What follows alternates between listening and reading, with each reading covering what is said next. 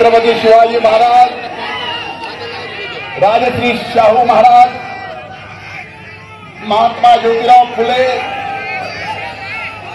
परम पूजनीय डॉक्टर बाबासाहेब आंबेडकर, पुण्यश्लोक अहिल्यादेवी,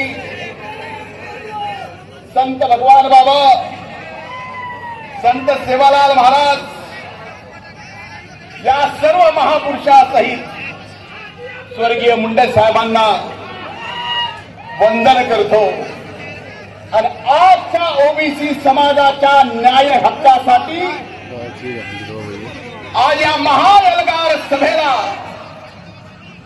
आपल्या सर्वांचे नेते आदरणीय छगन भुजबळ साहेब बीडमध्ये आले. मी बीडचा या भूमीचा पुत्र या नात्यानं मी आपलं आणि व्यासपीठावर उपस्थित सर्वांचं मनापासून स्वागत करतो की या क्रांतिकारी जिल्ह्यातून न्याय हक्कासाठी महाएल्गार आपण या ठिकाणाहून काढतो. व्यासपीठावर उपस्थित विधिमंडळातील माझे सहकारी सन्माननीय गोपीचंदरावजी पडळकर, विधिमंडळातील माझे सहकारी मनोजजी कांडे,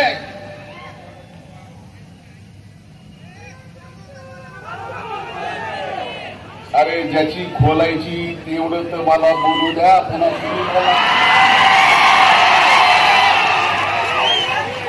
2-2.5 महिने गप्पच होतो.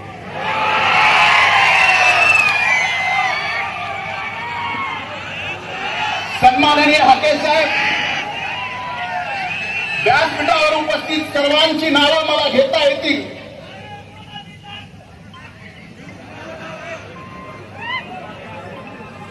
त्या सर्व मान्यवर नेत्याची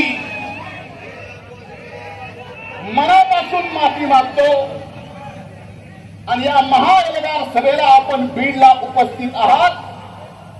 बीडचा पुत्र या नात्यानं मी आपल्या सर्वांचं मनापासून स्वागत करतो.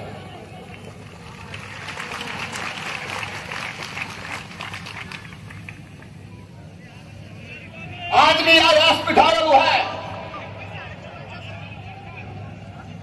आज या एल्गार महासभेला संबोधित करतोय. ते कुणाला विरोध करायचा म्हणून नाही, कुठल्या समाजाचा विरोध करायचा म्हणून नाही, कुठल्या समाजाचं न्यायी शब्द तुम्ही पण लक्षात घ्या. न्यायी आरक्षणाच्या विरोधात नाही. आज मी इथं उभा आहे माझ्या ओबीसीच्या आरक्षणाच्या संरक्षणासाठी.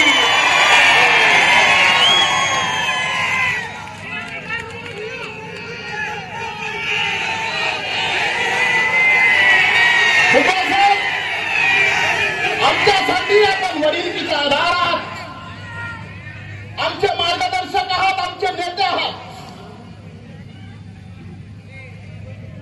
तुम्ही खंत व्यक्त केली. स्वर्गीय मुंडे साहेब जर आज हयात असते ही वेळ आली नसती. स्वर्गीय मुंडे साहेबांची बरोबरी जबाबदारी कोणी घेऊ शकत नाही.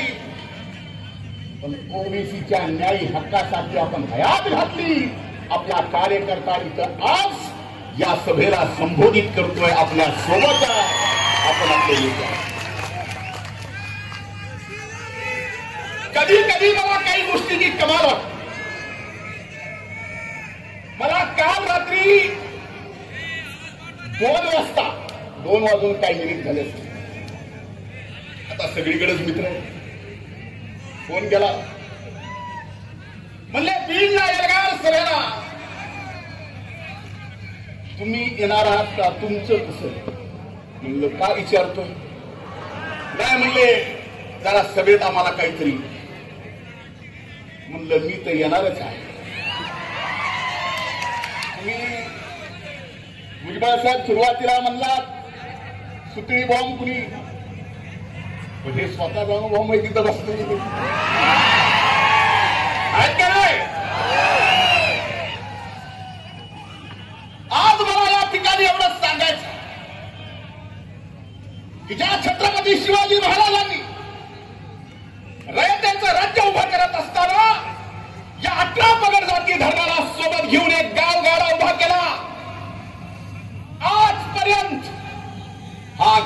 बंजारा सर्व जाती धर्म 11 पगड जाती धर्मातले सगळे गावातले एकत्र पुन्हा गोविंदानी नांदत होते. बरोबर आहे का नाही?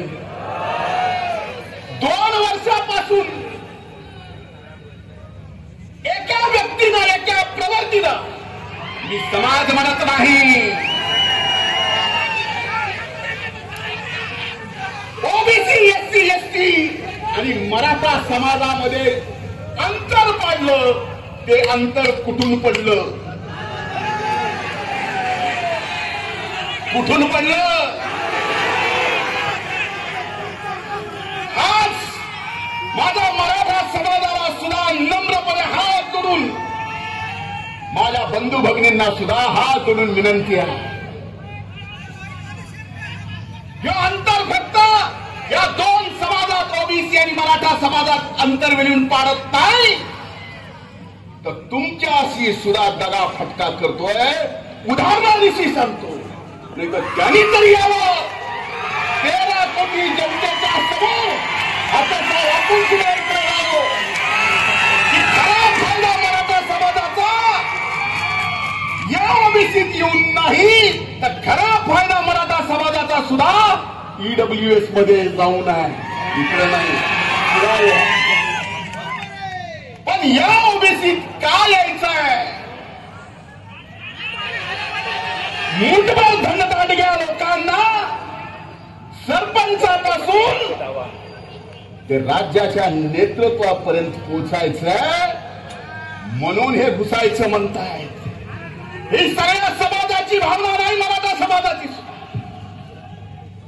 पण ह्यांना पेटवायचं. पण पिटवून पिटवून म्हणतो तरी काय? त्यांनी कुणी सोडलं नाही. अरे कधी कधी माणूस असण्याची, कधी कधी जिवंत असण्याची, आणि हे सगळं ऐकून कसं सहन करावं याची सुद्धा मनाला भीती वाटते.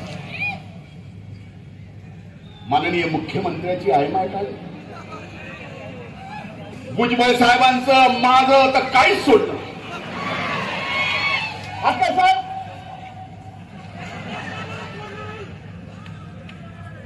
मला तर कधीपासून पारितोष म्हणतो, पारितोष म्हणतो. भुजबळ साहेबाला म्हणतो पारितोष, पारितोष. अरे 1,42,000 लोकांना लोकांनी तो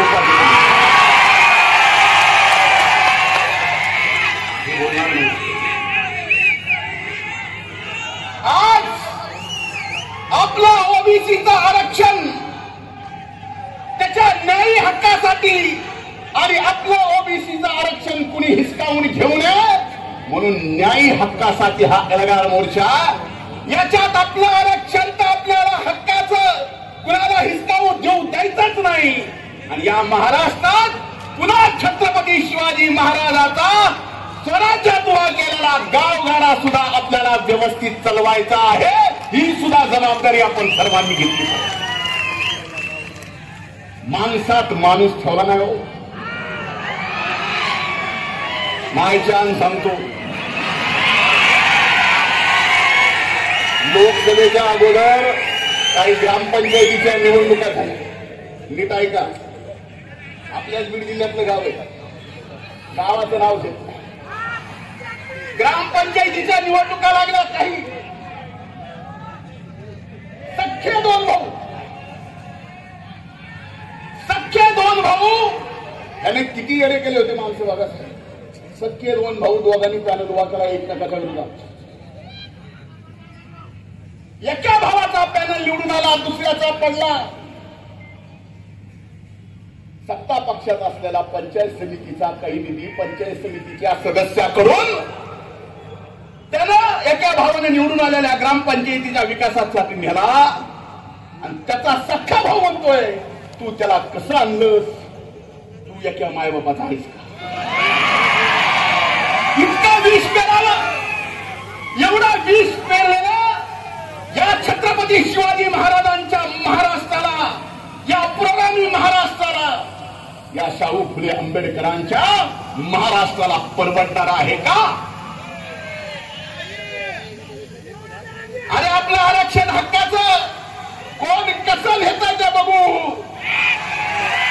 अपने पास अपनी ताकद भुजबळ साहेब आहे. आणि आपण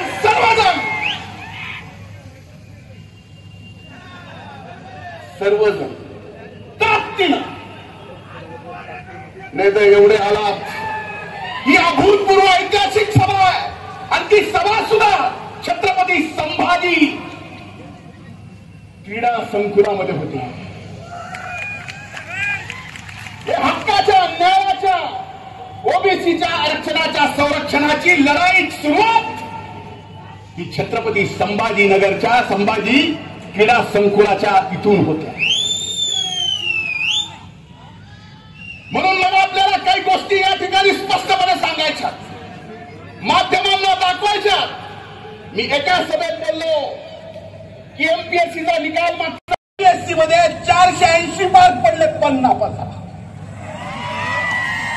पण त्याच गड्याने जर ईडब्ल्यूएसचं सर्टिफिकेट घेतलं असतं तर ईडब्ल्यूडीच्या मेरिट लिस्ट मध्ये पहिल्या 25 मध्ये लागला असता. पुराव्यानिशी सांगतो, पुराव्यानिशी.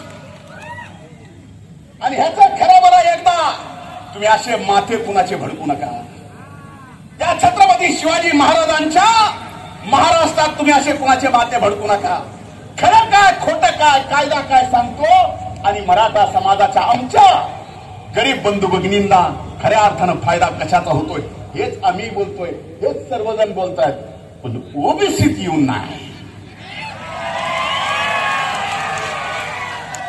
आता आम्ही काही बोललो किती बोलणार. रोज सकाळी 9 वाजता आता एक निकाल माझ्या हाती आलाय.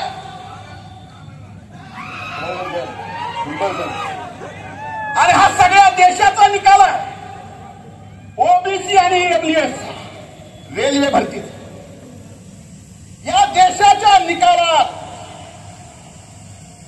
1.5 मिनिट जास्त घेतो, फक्त वेळेपेक्षा जास्त. अजमेरमध्ये ओबीसी आणि ईडब्ल्यूएसचा 9 गुणाचा फरक आहे.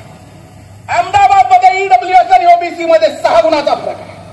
बिलासपूरमध्ये ओबीसी आणि ईडब्ल्यूएस मध्ये 2 गुणाचा फरक आहे. बिलासपूरच्या दुसऱ्या डिव्हिजन मध्ये 5 गुणाचा फरक आहे. चंदीगडमध्ये 7 गुणाचा फरक आहे. चेन्नईमध्ये 18 गुणाचा फरक आहे. गोरखपूरमध्ये 6 गुणाचा फरक आहे. जम्मू श्रीनगरमध्ये 16 गुणाचा फरक आहे. कलकत्त्यामध्ये 6 गुणाचा फरक आहे. पट्ट्यामध्ये 1% फरक आहे. रांचीमध्ये 12 गुणाचा फरक आहे आणि शिलिगुरीमध्ये 5 गुणाचा फरक आहे. हा ईडब्ल्यूएस मध्ये आणि ओबीसीतला फरक सांगतो. मग मला सांगा, खरंच जर मराठा समाजातल्या गरीबातल्या गरीब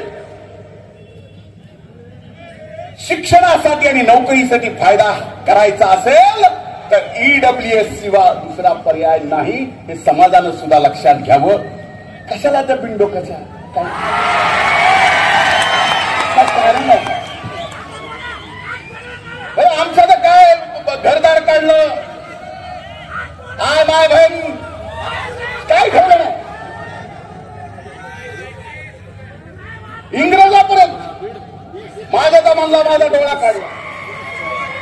माझा डोळा शाबूत आहे पण ऑपरेशन झाल्यामुळे जास्त फडफडत.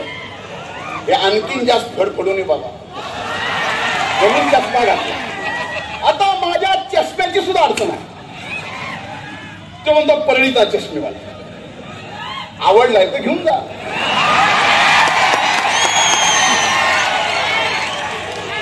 पण ओपून दिसेल का नाही मला माहित नाही.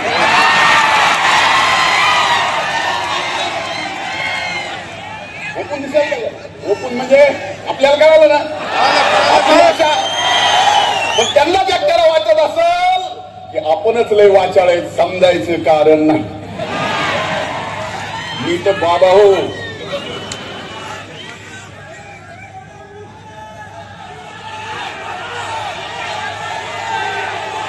म्हणून आज ही एल्गार सभेची लढाई, ही लढाई कुणाला विरोध करायचा नाही.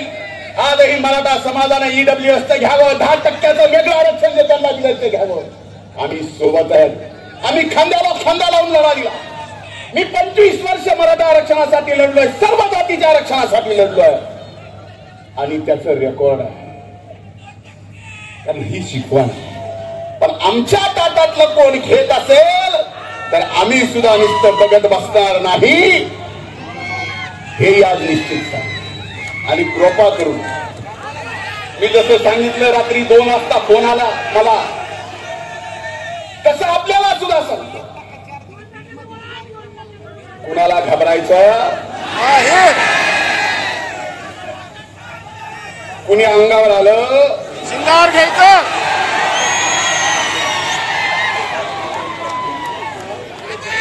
म्हणजे पडळकर साहेब, हाके साहेब किती डोकेबाज माणूस म्हणायचा. दसऱ्याचा मेळावा संपला तिथे म्हणले धनगराचं आरक्षण 94ला जे फटक्यात दिले, 94चा GR रद्द करा. ह्याला GR तरी कळत असेल. 2% धनगराचा काढा मला आम्हाला वाजण्याचं विका 2%. अरे काय काढा, अरे द्यायचं सांगा, न्यायानं हक्काचं मागायचं सांगा. हा छत्रपती शिवाजी महाराजांचा महाराष्ट्राचं काही बोलून जमणार नाही. काही दिवस माणसं तुम्ही इडे करताल, पण खऱ्याला खरं आणि खोट्याला खोटं आज राहू द्या, हे कळणार. त्यामुळे आज व्यासपीठावर उपस्थित आम्ही सगळेजण या छत्रपती संभाजी क्रीडा संकुलावर शपथ घेतोय. तुम्ही घ्या, आपसातले तंटे बाजूला ठेवा. आता येणाऱ्या नगरपंचायत, नगरपालिका, जिल्हा परिषद, पंचायत समितीच्या निवडणुका आहेत. मी स्टेजवर बघतोय, इतर आरक्षणाच्या वेळी अनेक लोकप्रतिनिधी समर्थन देण्यासाठी स्टेजवर येतात, पण बीड जिल्ह्यातला लोकप्रतिनिधी ज्यांनी आम्हीच मतं घेऊन आणलो, आम्हीच का त्यांना ओबीसीचा आज हीच वाटत. म्हणून एक लक्षात घ्या, उद्या पंचायत समिती, जिल्हा परिषदेच्या निवडणुकीला आपसातच हाबूक फुकीत बसताल, तसं करू नका. मनोहर दांडे सर बोलला,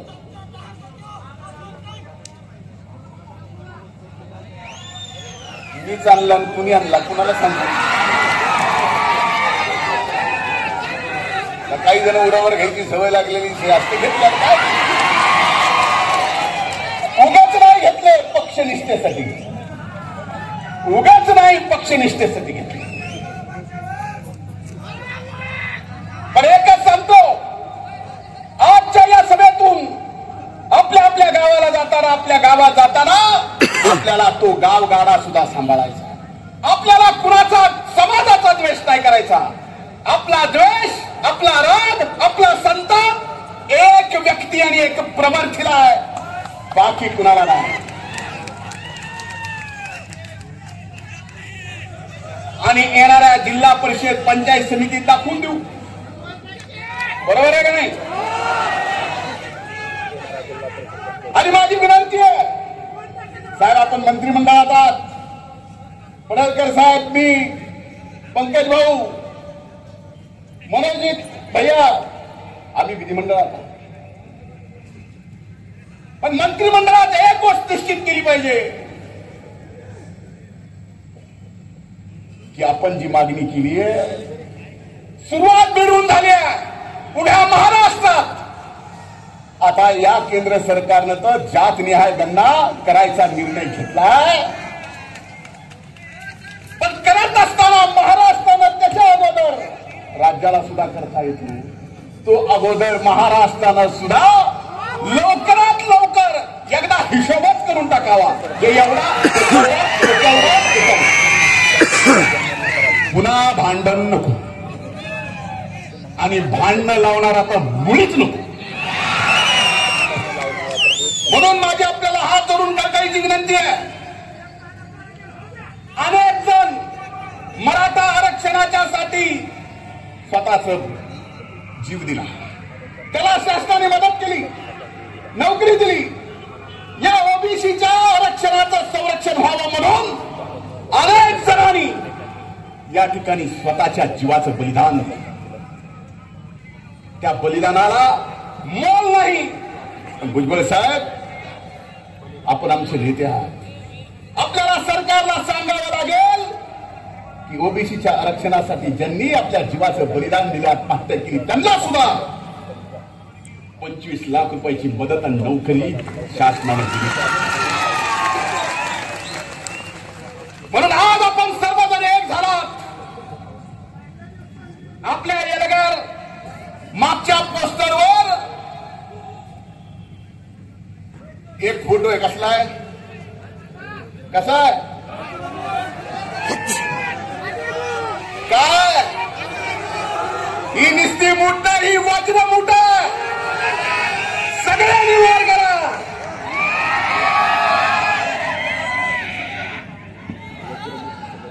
एकच पर्व, एकच पर्व. खूप खूप धन्यवाद. जय हिंद, जय महाराष्ट्र. मी देशाचे ओबीसीचे नेते, महाराष्ट्राचे मंत्री आदरणीय भुजबळ साहेबांना विनंती करतो की या येलगार आपला मोबाईल करा आणि सगळ्यांनी टॉर्च संबोधित करावं. सगळ्यांनी आपापलं एकच पर्व, सगळ्यांनी एकच पर्व. छगन भुजबळ साहेबांचा अरे कोण रे कोण एकच पर्व, ओरिजिनल ओबीसी पर्व असं म्हणा. हे ऐतिहासिक ही ओबीसीची ताकद आहे. मी आदरणीय भुजबळ साहेबांना विनंती करतो की आजच्या सभेला आपण संबोधित करावं.